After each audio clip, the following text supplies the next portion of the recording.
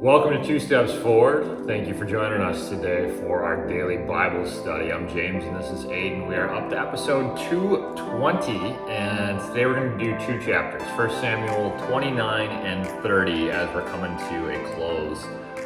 Not today, but tomorrow we'll be coming to the close of 1 Samuel. Anything you want to say before we get started? Maybe I could ask everyone to pray for me. You could ask everybody to pray for you anything in particular. Yes. So I am going into my last week of clinical, and then hopefully following that, I will be able to take boards right away. I haven't scheduled them yet, which I'm not able to schedule them yet. So hopefully the next time, well, after tomorrow, that you see me, I will be board certified and done with all of this. Very proud of you.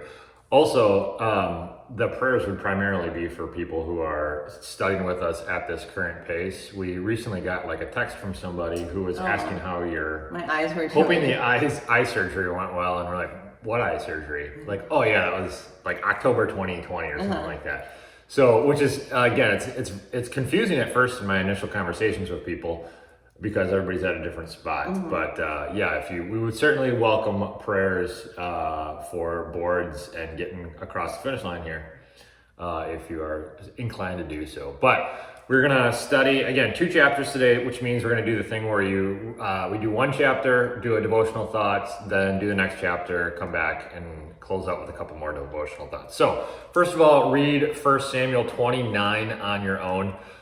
Pretty brief here. Here's my personal summary of it. As the Philistines prepared to go to war with Israel, some Philistines were concerned about having David and his men bringing up the rear of the army. So Achish, the king of Gath, the Philistines, he had asked David to be his personal bodyguard because he had been so successful in all his military campaigns. He'd been with Achish for over a year, we're told, like a year and 4 months. So like plenty of time to gain trust. Nonetheless, the commanders insisted that David and his men turn back, and King Achish informed David, all right, fine, do what they say, go, I trust you, but they don't. So go back to Ziklag, where David and his men had camped, because the other Philistines are still perceiving you as just Hebrews, and we're going to war against Hebrews. David didn't understand why. He thought he'd proven himself loyal to the Philistines, but King Achish reasoned again that while he personally trusted David, the other commanders didn't. So David and his men turned and went back while the Philistines went up to Jezreel. That's the total of 1 Samuel 29. First devotional thought then today, the Philistines still don't trust David. So this is going to be the battle that Saul and his sons get killed in, like Jonathan. It's a little odd that David seems so eager to go into this battle since he would be going against Israelites. Some scholars will say that he probably had some kind of other plan, like he was going to somehow get out of this in some way, shape, or form. So they shouldn't trust him. So potentially they shouldn't trust him. And remember, we talked about this before. David had been defeating other neighboring nations and telling Achish that he was defeating people from Judah. So he literally had been lying to Achish. So like the other commanders are somewhat right. But Achish was blind by the amount of like plunder that he was bringing back. So yeah, he wasn't, in some respects, this isn't like David's shining moment. There's a lot of like lie and deception going on here.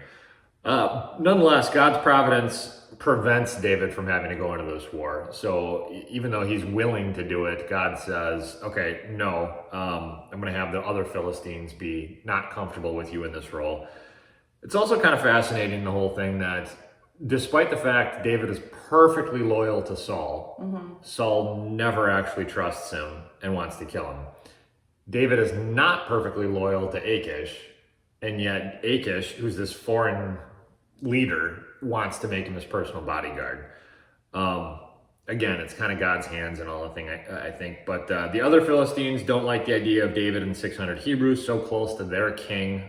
Understandably, they don't trust David even after a year and a half. And I think that in and of itself, I think, is an interesting kind of application question, is how long does it actually take to earn someone's trust? I've talked about this a number of times, even in things like marriage counseling. If you lose someone's trust, there's no shortcuts to get it back. Like you have to build it up over time.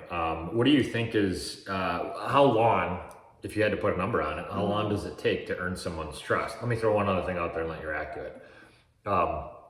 The general rule of thumb in all of clergy literature is that you have to be at a place at least 3, maybe 5 years before the people that you're trying to shepherd and lead will actually fully trust you. And so if somebody, no matter how talented, no matter how intelligent, no matter how calm, or even how much previous experience you have, if you come in and within 2, 3, 4 months, even though some things might really need changing, if you try to change them too quick, people will just revolt against it because they don't trust you. I trust everyone. Is that so? That's like I feel like there's at some point there's a threshold for naivety, and I know you're not that. So well, I feel like I trust everyone until they do something where I'm like, okay, well now I no longer trust you. Then you turn on them. Then it's decades. Yeah. But I also think sometimes you have to be okay with not fully trusting someone. So that whole phrase about as a Christian you absorb the injustice.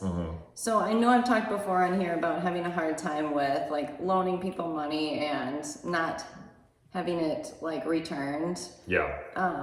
So okay, I no longer trust that individual. Yeah. But recently that same group of people or person asked us again to loan them money.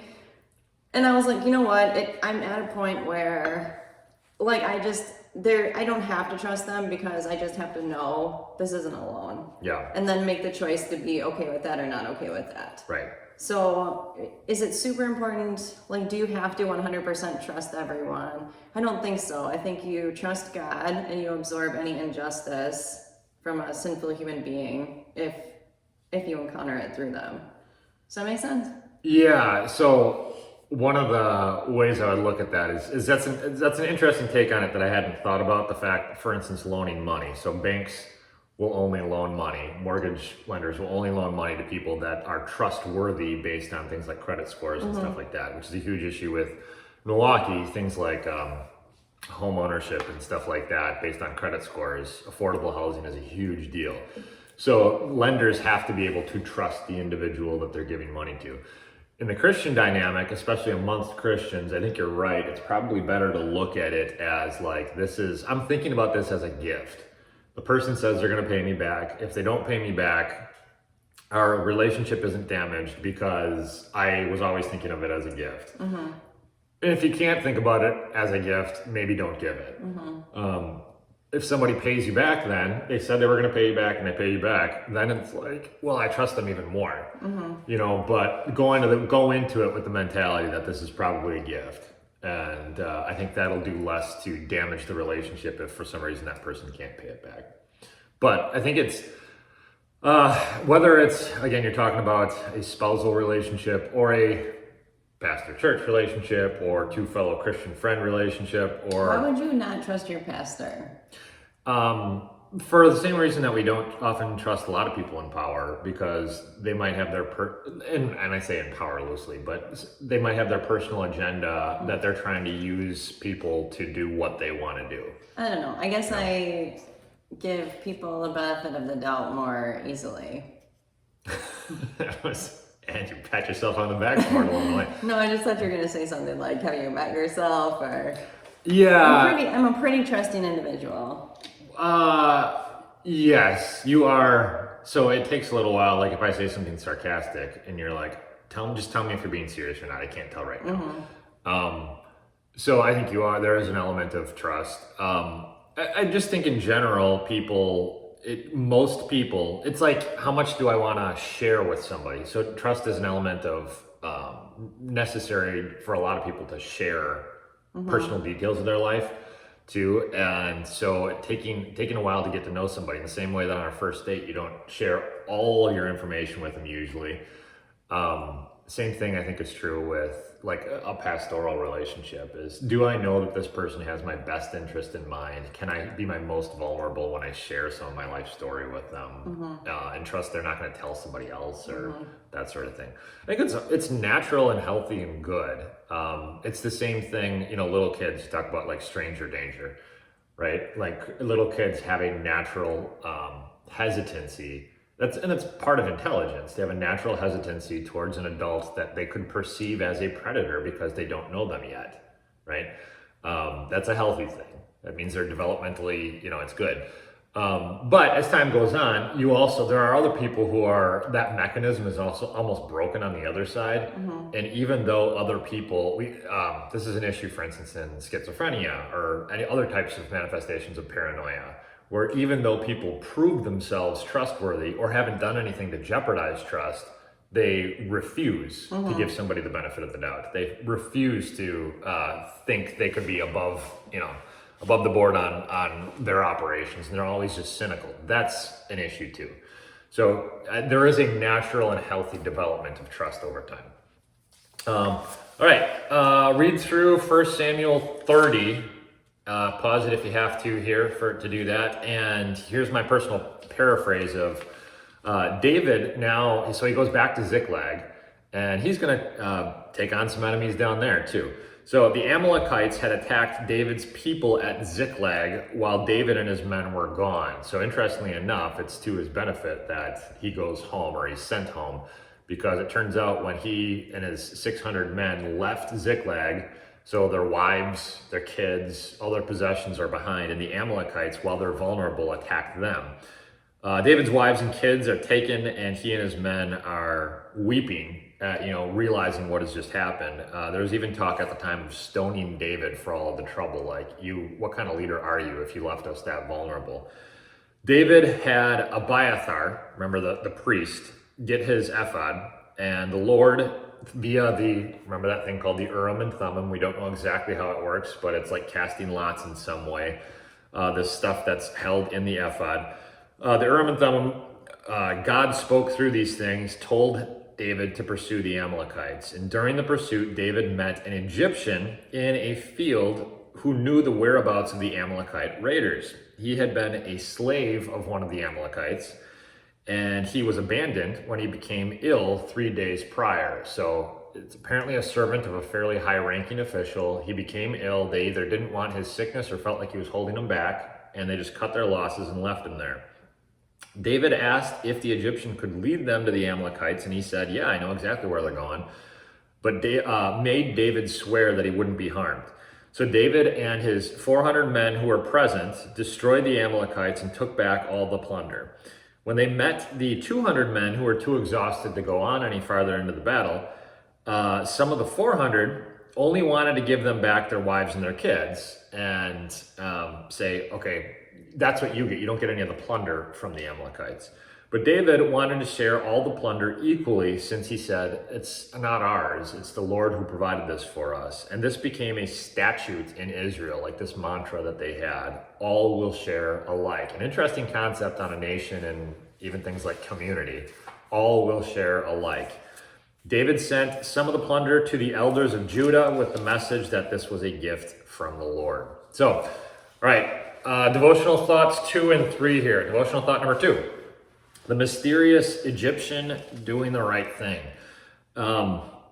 David and his men are pursuing the Amalekites. They find this Egyptian man who's a servant of the Amalekites, left for dead in the fields. He seems to have been a servant to a fairly significant individual because he knows all their battle plans. He's left to die because of his illness. In his God's providence, God keeps him alive, and he informs David of the Amalekite plans in exchange for promising to keep him alive. And I think one of the things that we learn here then is, since God is the one who controls the majority of life, it's not that we're not responsible for things he gives us, but at the end of the day, we don't control our lives. God's the one who's in control of our lives. And this is another reminder why doing what God says is not only faithful, but it's wise to do the right thing, because you can't outsmart God, and God is controlling the vast majority of the circumstances. So, for instance, abandoning those who are in need, those who are sick, and cutting them out of your life just because they are dead weight. You know, it was the wrong thing to do for the Amalekites just to leave one of their sick to die. But they did it, and God kept them alive, and it ended up being their downfall. And I think this is so, like, what I want us to think about here as a devotional thought is, can you think of any examples of, you know, we're doing the right thing, sort of like serendipitously works out for blessing. So like somebody does the right thing, even though they're like, I don't think this is going to work out, or I don't know how this is going to work out, but I know it's God's will. So I'm going to do it. And then kind of in this poetic way, God makes it work out for their good. Can you think of either in your own life or just in general? Yeah. I mean, so when back 9 months ago or whatever, when I had a couple job offers and was debating which job I wanted to take. Yeah.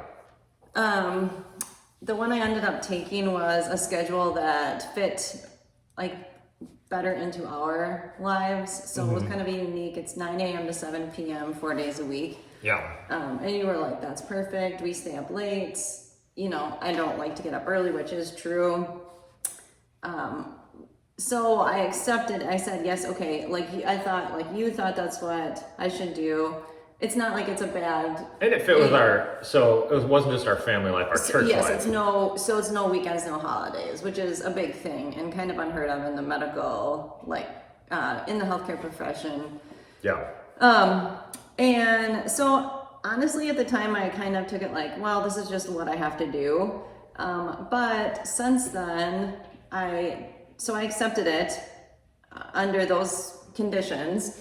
But since then, I found out like so I work 4 days a week, so I'd get one extra day off a week, and usually it rotates. But they asked me if I wanted to have a set day off, so I ended up getting Sunday. I'll be off Saturday, Sunday, Monday, which is also kind of unheard of. Like most people want to have a 3-day weekend every week. Yeah. Plus, I thought Monday was like the best chance I had at maybe like getting you to take a day off, because I've always worked like rotating before, so there's never been like a set day. So I think that was a blessing. And then additionally, I ended up like getting a sign-on bonus that I didn't expect. I was not told about when I first signed. It's like a new policy they have. I wasn't even sure like I would get it because I'd already signed, and they offered it to me, and it was like half of my student loans. And just so I feel like, yes, it's the right thing to do from a family standpoint, from a spiritual standpoint, like being more involved in church and 100% knowing you can be in church regularly. Yeah. And like already like additional benefits and blessings have come through it. Yeah, that's a good one. The one that came to mind for me right away, because it's like, I think like movies and, you know, film and TV teach life lessons, or try to, even with a non-spiritual concept, but they're like, well, the forces of the world are karma, is the way it's often described. You know, do the right thing. And we know as Christians, it's not karma, it's God. You know, seek first his kingdom and his righteousness, and all the other stuff will get taken care of for you, is the Christian way of looking at it. And but in my favorite movie series of all time, Back to the Future, there's a spot where, so Marty throughout the series, the main character, can't get called a chicken, because the moment he gets called a chicken, he immediately gets in a fight, because he's always got this chip on his shoulder and you know, kind of small man complex kind of thing, and it gets him into trouble, and it's costing him again and again and again. It's hurting other people in his life. His personal insecurities and vices are hurting other people, and he gets warned about his temper and about something bad happening in the future through like a drag race. And one of the final scenes in the movie is him in his new car, and back in 1985, and there's somebody pulls up next to him, some like kids from school who are kind of like making fun of him or whatever, and want to drag race with him. And he pretends like he's going to, they rev their engines, they shoot through the green light, and but he backs up. And the other car like swerves around, so there's somebody who just pulls out around the corner, and the other car swerves around it, but he would have completely nailed this truck had he gone through with it. But the point is, he knows that, okay, somebody's challenging my manhood, somebody's trying to like bait me into a fight, and don't take it because it just blows up people's lives. and he would have died if he had given into this. It was the first time in his life he didn't give in to being called a chicken. So, point being, when we learn to do the right thing, when we learn to submit to God's will, not because we understand it's going to work out for our good. That's the thing that so many people. So like when I do counseling with people and they have major life decisions and they're trying, I can tell they're struggling to figure out, well, what is going to lead to the best for me? What is going to, what decision, I don't know what's going to happen. What decision can I make that is going to bring about the best results, that's going to leave me the most comfortable and the least harmed? And I have to back them off that and say, okay, don't worry about the results because God controls the forces of nature. What glorifies God here? What is your conscience telling you? What are your fellow Christians telling you? When you wrestle with God in prayer, where does he seem to be leading you? Do what's right in it, so far as you can tell, not what you want, what he wants. He'll control the rest of it. So it's a different filter that is not the way our flesh tends to operate. We tend to just want to be practical. Yeah. I look so unamused because after 15 years, I'm tired of hearing about how good Back to the Future is. It's not that good. It just keeps getting better, actually. I keep finding more and more details attached to it. Yes, and the illustrations will continue to come, like it or not. Devotional thought number 3. It's one of the benefits of YouTube, too, because you can click through, you can skip through those illustrations. Devotional thought 3 is generosity that comes from understanding it all belongs to God. David and his forces defeat the Amalekites. He shares the plunder not just with the 400 fighting men, but also with the 200 who are too exhausted to go on into this battle. Because remember, they thought they were going into a different battle. They had traveled for that. They had prepped themselves for that. They went all the way back to Ziklag. They're totally exhausted because their wives, their kids, everything is gone. And 200 of the guys are just completely exhausted at this point and need a night's rest. But 400 of them press on. They're victorious in war, but David's like, no, we're not just going to give them their wives and kids back. We're going to share the plunder with them. Why? Because this wasn't the victory of the 400. This was the Lord's victory. The Lord is the one who gave this to us. And not only do they share it also with the 200, they share it with the elders in Judah. And these were different locations. These towns were different locations in Judah where David and his men had sort of hidden and been stationed at various points. And it's this way of appropriately saying thank you to the elders in Judah that had been supportive of him. And throughout this whole time, David is building up his cause and his claim for kingship, which is by God's anointing his. But he doesn't just say, look, God anointed me, I should be king. He slowly gains the respect and trust of the people in Israel. So, question here, any fears? So David is incredibly generous because he believes that this is God's, not his.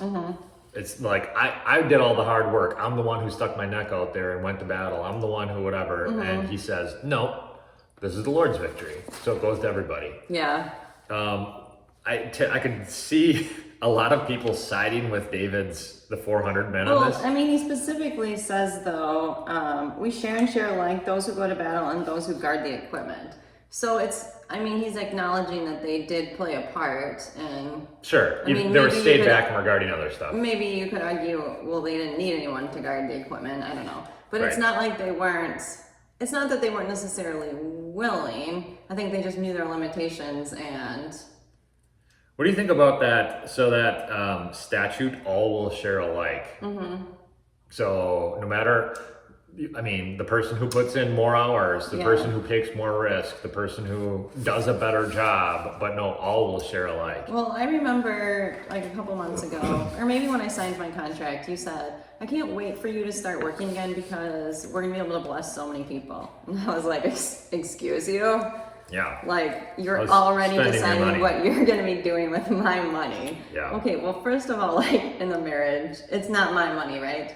As many times as you joke that I owe you however much money for rent for the past 3 years. Yes. I like to put on little spectacles and get out my calculator and figure out exactly how much you owe. Everyone in a marriage knows it. That wouldn't be a healthy marriage, right? If you had completely separate finances and we're saying, well, you owed me this, you ate my yogurt, you whatever. I don't recommend it, yeah. But in the moment, I thought, not only not only is it not your money, but like it's not yours to do with what you want. Like you're already giving it to other people. And I do think so being at the end of like a 36-month program, I do think when you get it in your head that like I've worked so hard, instead of the flip side being like God allowed me this opportunity, He graciously saw me through this, He gave me the like strength to do it, skills and strength and everything to do this, and I'm so thankful that I'm in a position where not only I can help people like through my work, like I'm now trained to do what I consider good work, work to the benefit of humanity, but also, a paycheck comes with that I can also do good with. I think that's you have to change your mindset. So like how David is saying, like it's all from God. Yeah. If you don't have that mindset, it will continue. And I'm not saying I do by any means. This is a constant struggle for me. But I think you will continue to have that kind of a resentful attitude. It's not just that towards someone who maybe isn't capable of what you're capable of. Yeah, it's not just that I worked hard for this, and they didn't work as hard for this, and it's somehow a show of this paycheck is a badge of how hard I work, how talented I am, how whatever. But like, so then giving it away is like giving away your acknowledgement. Well, when I was younger too, I also used to think that it's probably just spiritual maturity, but like you are a complete product of your choices. Yeah. So I used to think like, well, I made good choices, you clearly made bad choices. Like, yes. Why do I have to make up for you making bad choices? Do you know how many bad choices I made between the years of 18 and, I don't know. When you got married. But I'm saying I made so many bad choices that God graciously like protected me in certain situations and brought you into my life and continue to go after me time and time again. Yeah. So for me to say like you made a bad choice, I made a good one, like now I'm done with you, just would be, what if God said that to you? Yeah. Yep. If you don't know, this is part of the wiring of flesh and elder brother, younger brother. The conservative mindset tends to think I'm just the product of my choices, and if you're doing worse than I am, that's because I make good choices, you make bad choices. The liberal mentality tends to think along the lines of everybody's just a product of social factors, and because the system is corrupt, we need to change the system because the only reason that you're doing better than me is because you benefited from your privilege in this system. The reality is, somewhere in between, the Bible says it's sin and grace, and God says, okay, through David, he's saying all will share alike. In other words, every good thing that we have comes down from the Father of the heavenly lights. The earth is the Lord's and everything in it, and we are only just managing it here for a little while. So manage it in a way that glorifies God, which does mean that you're going to manage it in a way that serves fellow people. So it's one of the things I like about, I think I've said this before, but like living as a pastor and working in Milwaukee, it has calibrated my perception of needs.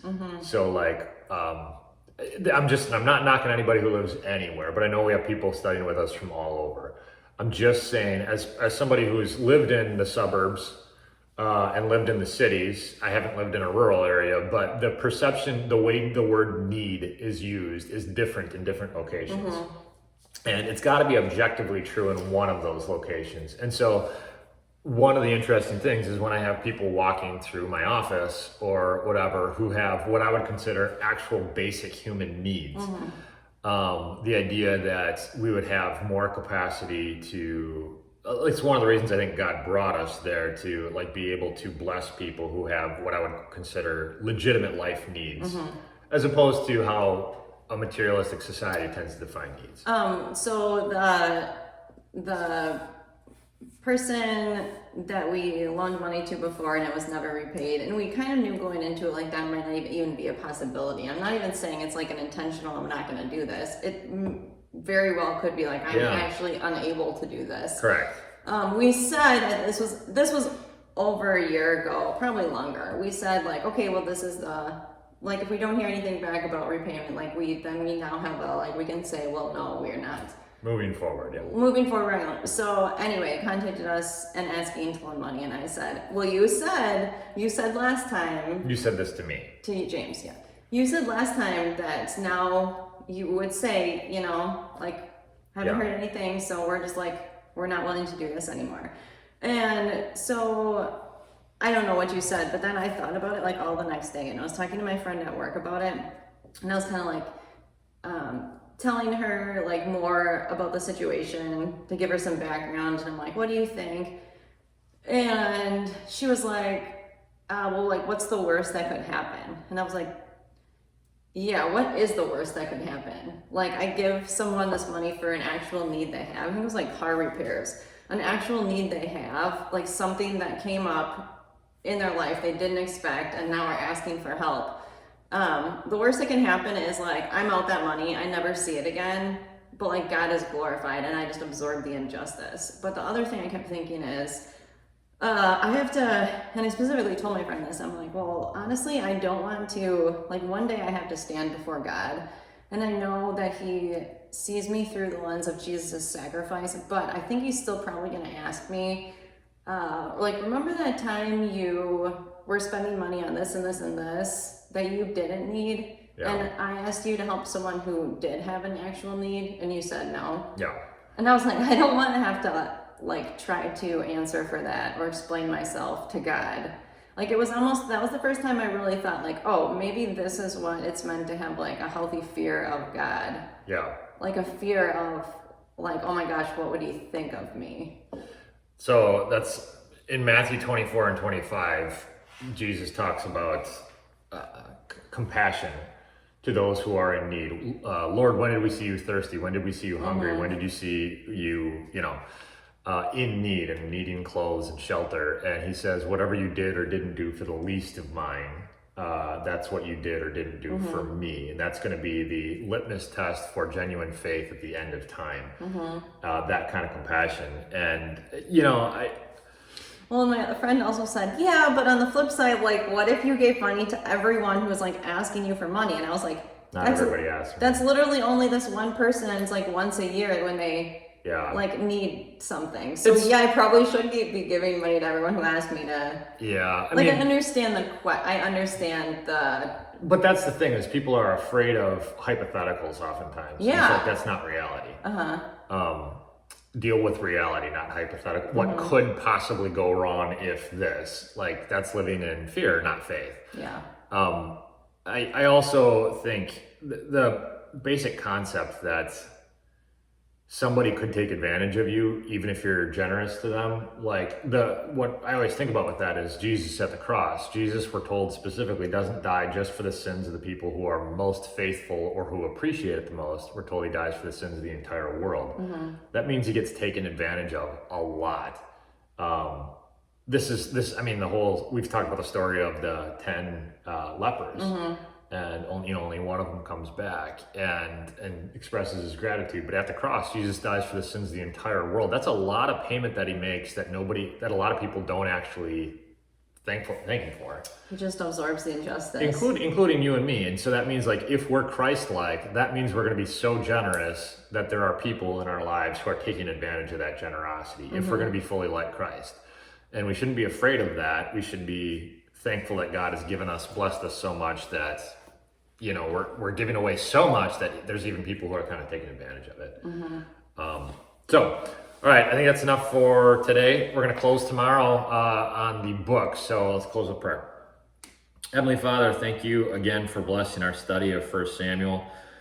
Thank you for this illustration of David's generosity. That whole kind of all will share alike thing. I have worried way too much about myself being cared for in my life, and I've worried way too little about the fact that I've had and haven't thought to share with those who have some needs. I ask that you forgive me for that. Any of us who are experiencing any of that, like stinginess or fear or whatever it is, Please forgive us for that and help us to see Jesus on the cross, just continuing to empty a bank account and pay for all of our sins, to make us eternally rich. Lord, fill us with your Spirit and help us do the same for others. We know that we'll be rich for all eternity, that we'll rule over all creation as you always intended. So we shouldn't have any fears of giving anything away right now. Help us to be your hands and feet for those who are in need. May it glorify you. In your name we pray. Amen. Thanks for studying with us. We will see you next time for 1 Samuel 31.